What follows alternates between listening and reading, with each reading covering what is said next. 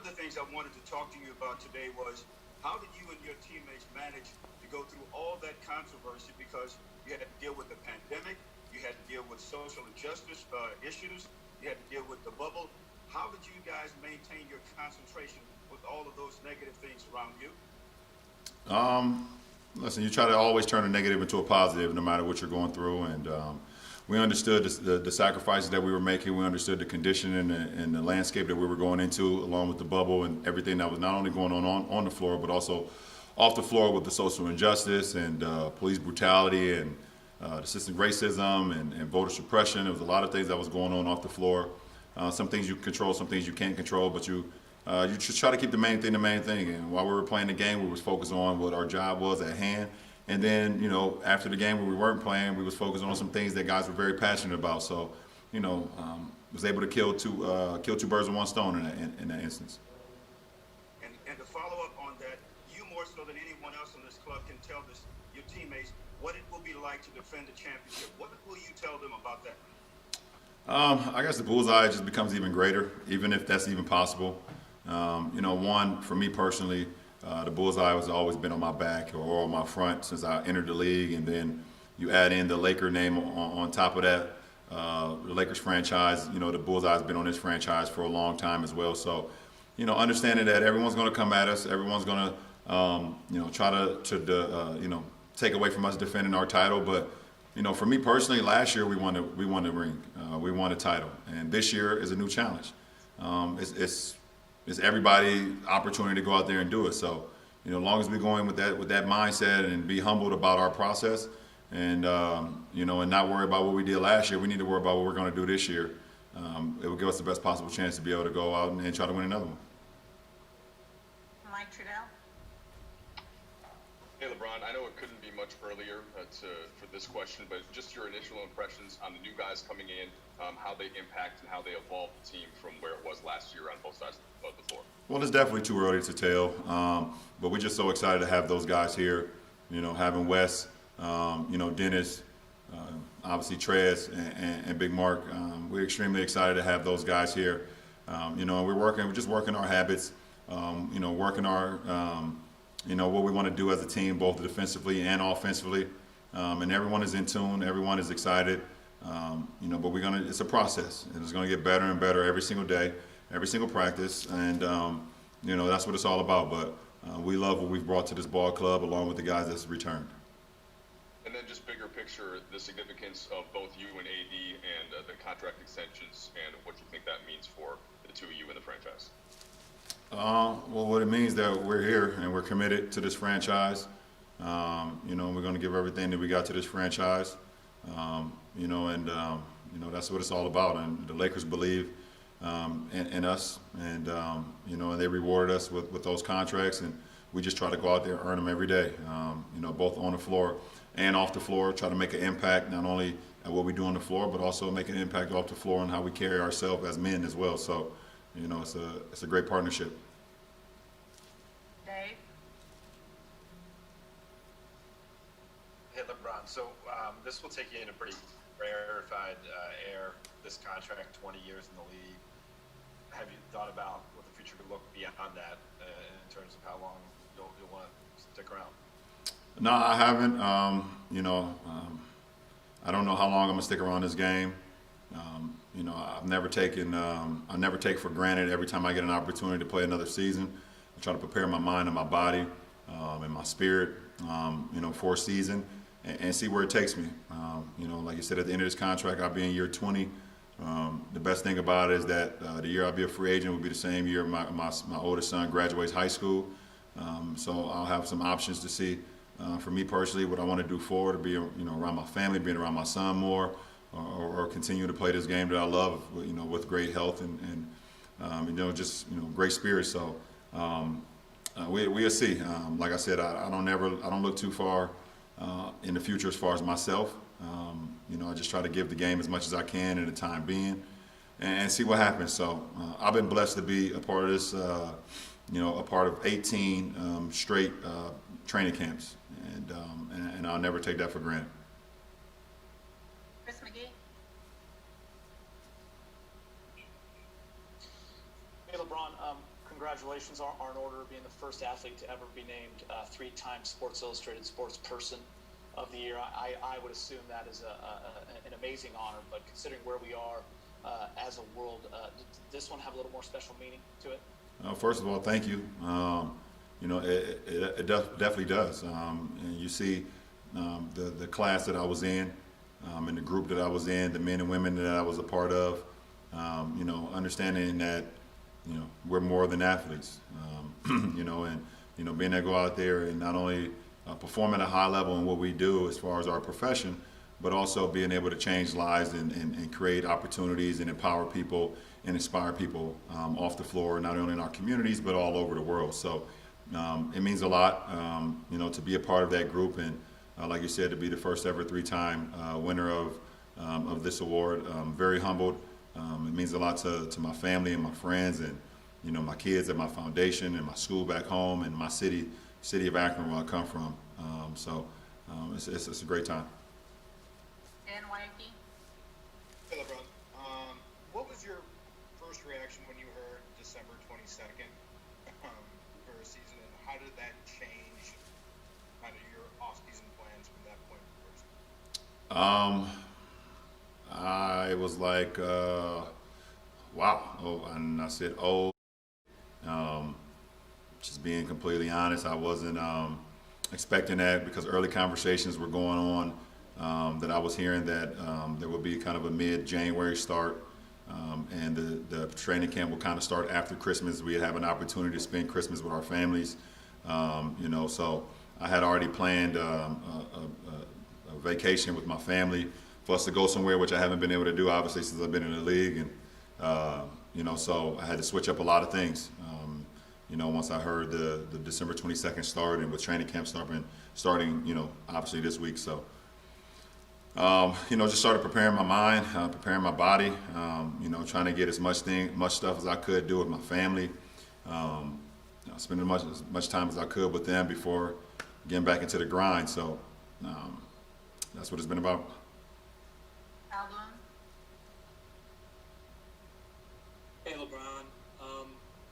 You've now won a championship with every franchise you've ever played for. Rob talked to us about, his hope that one of the jerseys that you retire at the end of your career will be a Lakers jersey.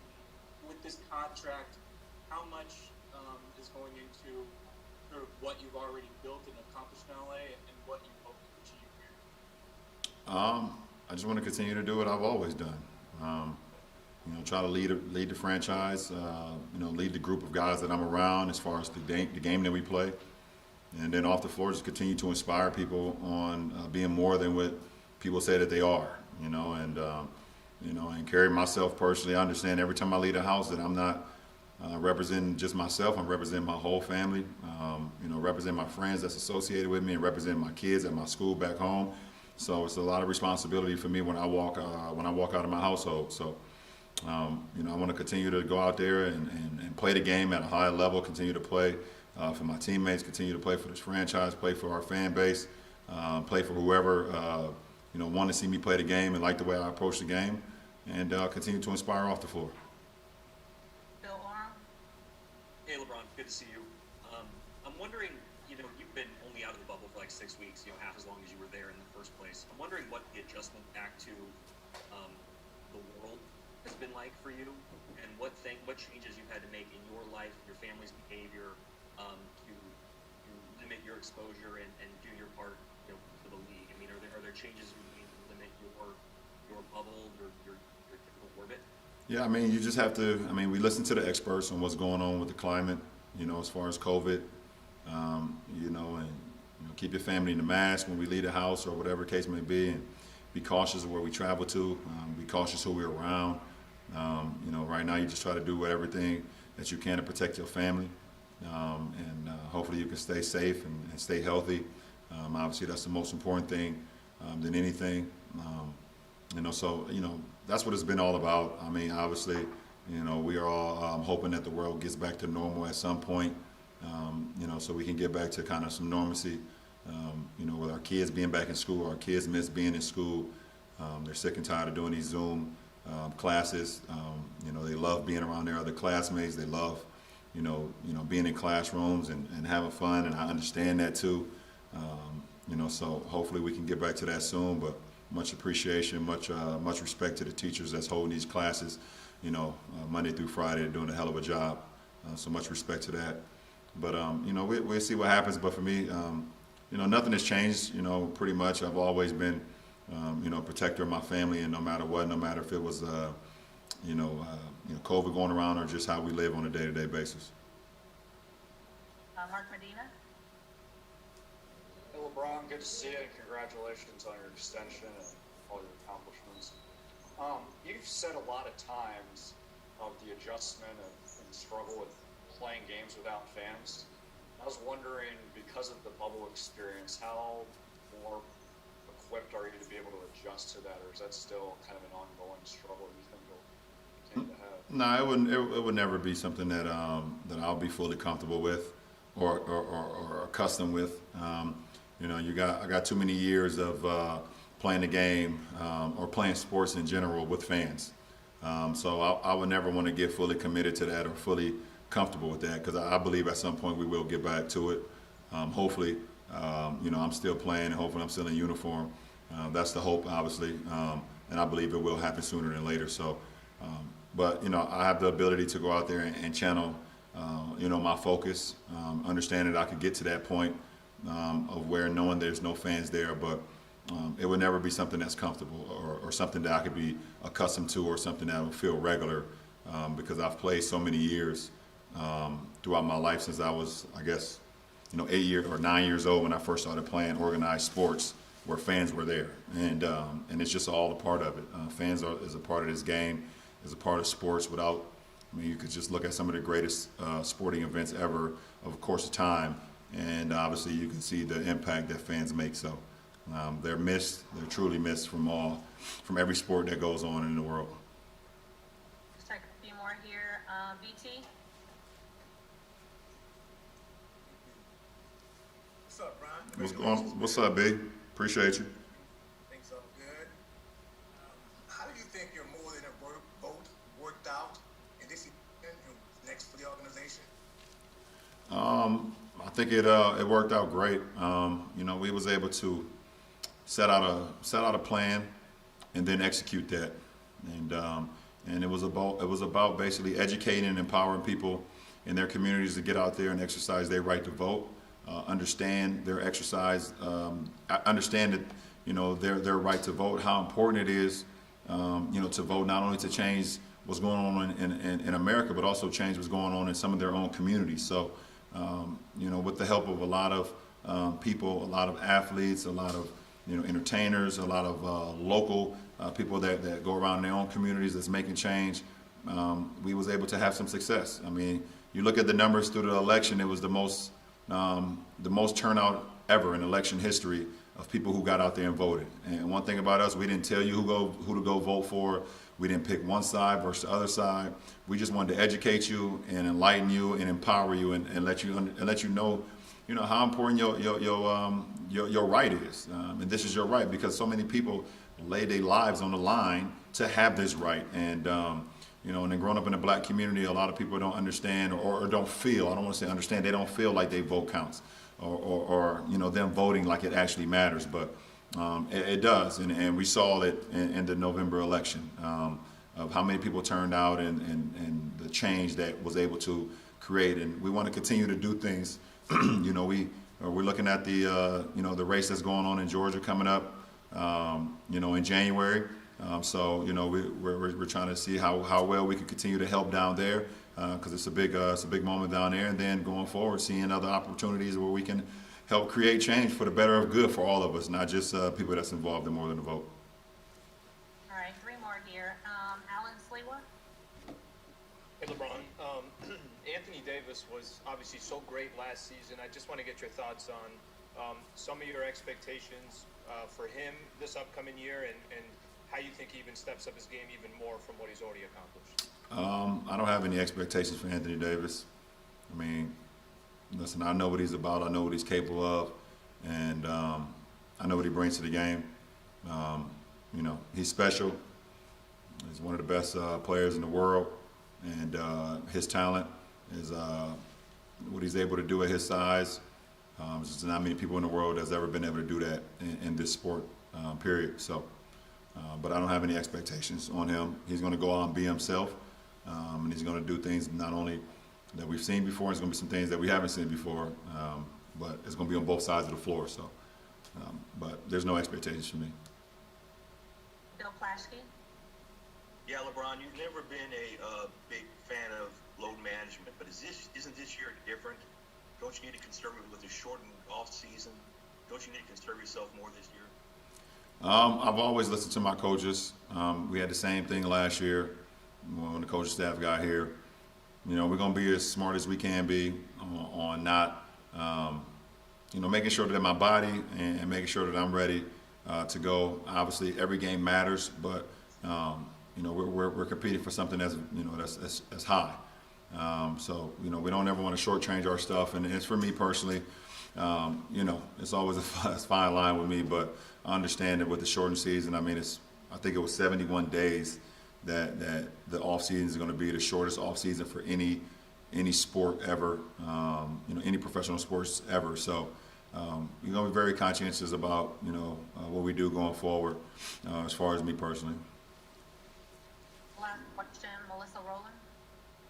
Hey, LeBron, you talked about just sort of your reaction when you first found out how short your off season was going to be. Now that you've had some time to let it set in, how are you feeling both physically and mentally right now? Physically, that's right now I'm sore as hell. We day 2 of training camp. So that's been my whole career, pretty much except probably like year 1 and year 2 when I was 18 and 19.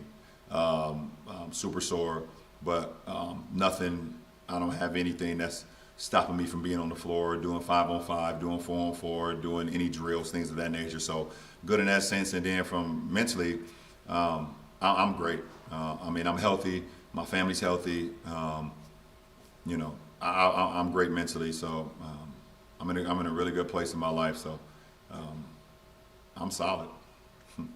Jay, will you just take one more for Chris McGee, please? Yeah. Thank Oh, thanks, LeBron.